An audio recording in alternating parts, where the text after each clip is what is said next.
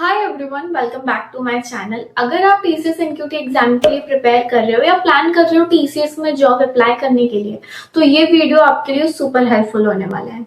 तो हाय, मैं हूं संजू। मैंने रिसेंटली टीसीएस में as a system engineer join किया है। मेरे को अराउंड 9 मंथ्स हो गए हैं, 8 to 9 मंथ्स टीसीएस ज्वाइन किए हुए। तो मेरे को काफी सारे लोगों के कमेंट्स और मैसेजेस आते थे कि what resources did you follow, आपने कोडिंग प्रैक्टिस कैसे की, कौन से रिसोर्सेज फॉलो किए, और कि मैंने क्या फॉलो किया जिससे मेरा टीसीएस एनक्यूटी एग्जाम क्वालिफाई हो गया। इस वीडियो में आपके साथ शेयर करूंगी कि मैंने कौन से रिसोर्सेज फॉलो किए, किन चीजों को मैंने ध्यान रखा था जिससे मेरा टीसीएस एनक्यूटी क्वालिफाई होकर मुझे टीसीएस ऑफर लेटर मिला था। तो आप बने रहिए इस वीडियो पर, बिल्कुल लास्ट तक ये वीडियो देखना। एंड आई एम 100% श्योर कि ये वीडियो देख के आपको कुछ ना कुछ डेफिनेटली आपको मोटिवेशन और हेल्प मिलेगी। मैंने एक पीपीटी बनाया हुआ है जिसमें मैंने सारे इंपॉर्टेंट टॉपिक्स और मेरे रिसोर्सेज लिखे हुए हैं जो मैंने फॉलो किए थे टीसीएस एनक्यूटी क्वालिफाई करने के लिए। और वीडियो एंड तक जरूर देखना। एंड में मैं आपको एक टिप और देने वाली हूँ जो आपके लिए बहुत हेल्पफुल होगी। ओके गाइज, तो वीडियो स्टार्ट होने से पहले सबसे पहले मैं आपको बताना चाहूंगी कि अगर आपको पता नहीं है कि टीसीएस एनक्यूटी एग्जाम क्या होता है। टीसीएस एनक्यूटी एग्जाम एक एग्जाम होता है जो कि फ्रेश ग्रेजुएट्स के लिए होता है, जो टीसीएस कंपनी कंडक्ट कराती है। ये जो एग्जाम होता है वो 3 कैटेगरीज में होता है, निंजा, डिजिटल और प्राइम। अगर आप निंजा क्वालिफाई करते हो तो अगर आप अंडर ग्रेजुएट हो तो आपको 3.3 एलपीए का पैकेज होगा। अगर आप पोस्ट ग्रेजुएटेड हो तो आपका 3.5। And same goes for digital. अगर आप अंडर ग्रेजुएट हो तो आपका 7 एलपीए होगा। अगर आप पोस्ट ग्रेजुएटेड हो तो आपका 7.3 एलपीए होगा। बट मेन डिफरेंस आता है अगर आप प्राइम पर हो और अंडर ग्रेजुएट हो तो आपका 9 एलपीए होगा। अगर आप पोस्ट ग्रेजुएटेड हो तो आपका 11.5 एलपीए पैकेज होगा।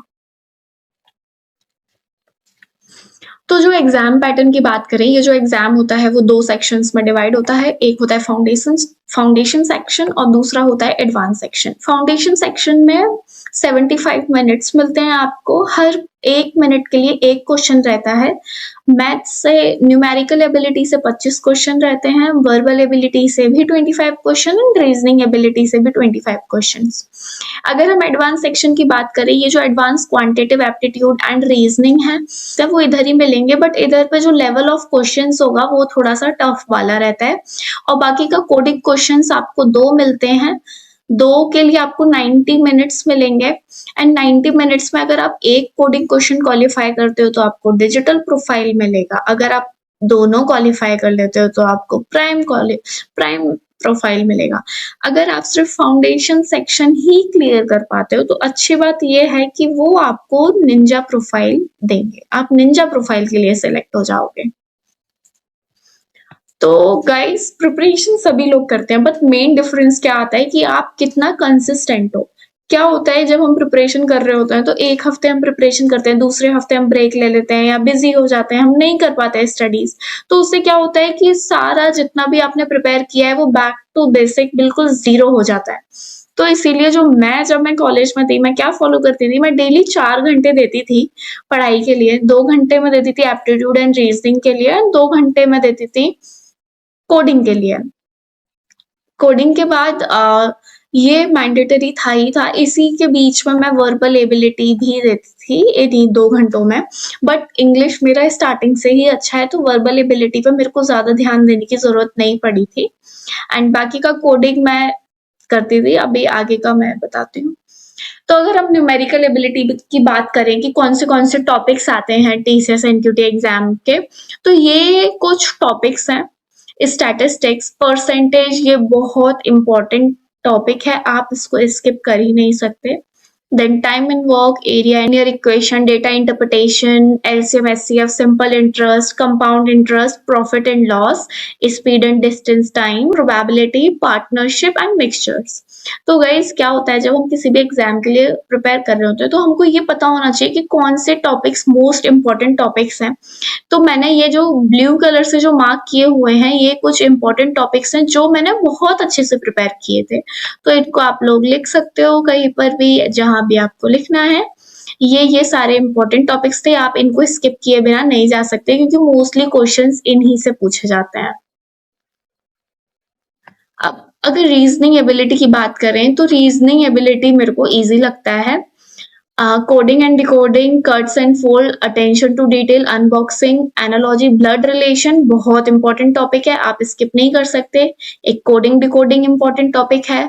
दूसरा syllogisms, Venn diagrams and statement and assumptions and statement conclusion and data arrangements. ये सारे जो टॉपिक हैं वो काफी इंपॉर्टेंट टॉपिक हैं, आप इनको स्किप किए हुए मत जाना। वर्बल एबिलिटी में मोस्टली जो मैंने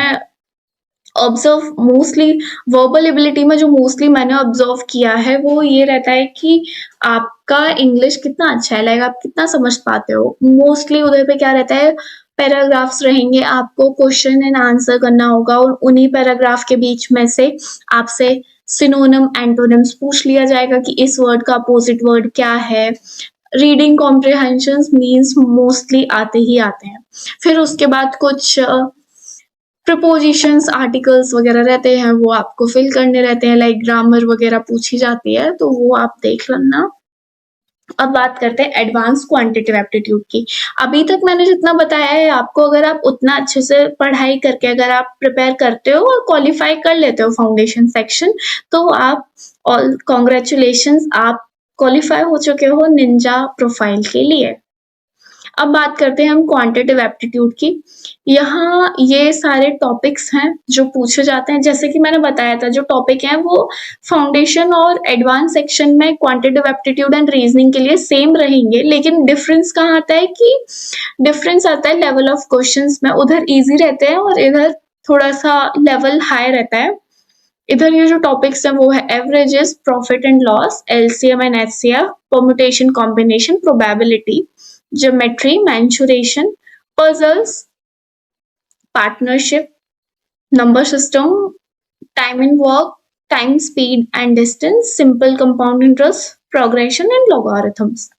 तो जो important topic था, आप averages, profit and loss, LCM HCF, puzzles भी पूछते हैं, number system, time and work, speed time distance and ये एसआई सीआई, ये सारे टॉपिक्स थे, ये बहुत इंपॉर्टेंट थे और ये मैंने बहुत ज्यादा अच्छे से किए थे। मोस्टली मैंने इन पर फोकस किया था और मैं डेली इन टॉपिक्स के मैं जो क्वेश्चंस थे वो सॉल्व करती थी। एंड अपार्ट फ्रॉम दिस मैंने एक पेज में सारे फॉर्मूले वगैरह लिखे हुए थे, तो जब भी मैं जो मेरा क्वांटिटेटिव एप्टीट्यूड का जो टाइम होता था मैं वो फॉर्मूले डेली बेसिस पे रिवाइज करती थी। तो ये एडवांस सेक्शन के लिए। एडवांस रीजनिंग एबिलिटी में भी same data arrangement. Reasoning ability की बात करेंगे, ये कुछ टॉपिक्स हैं जो मैंने ब्लू कलर से मार्क किए हैं, वो मैंने बहुत अच्छे से प्रिपेयर किए थे। एंड मूवमेंट्स पे मैंने इन्हीं का रिवीजन किया था। Venn diagram, syllogisms, data statement assumptions और डेटा अरेंजमेंट और सिटिंग अरेंजमेंट, ये बहुत इंपॉर्टेंट टॉपिक है। पजल्स ऑल्सो, मैं यहाँ लिखना भूल गई, ये बहुत ही इंपॉर्टेंट टॉपिक है, आप इनको अच्छे से प्रिपेयर करना। अब बात करते हैं सबसे इम्पोर्टेंट टॉपिक पे जिसके बिना आपका डिजिटल और प्राइम जो प्रोफाइल है वो क्वालिफाई ही नहीं होगा, आपको ये आना ही आना चाहिए। तो ये जो कोडिंग टॉपिक्स हैं जैसे कि object oriented programming. Object oriented programming क्या रहता है, जो भी हम कोड करते हैं वो ऑब्जेक्ट के फॉर्म में करते हैं, लाइक जो भी इस वर्ल्ड में है वो हम रियल वर्ल्ड प्रॉब्लम्स के बेसिस पे करते हैं। तो ऊप्स आपको आना ही आना चाहिए। एरे टॉपिक अच्छा है, ये इम्पोर्टेंट है, ये करना है आपको।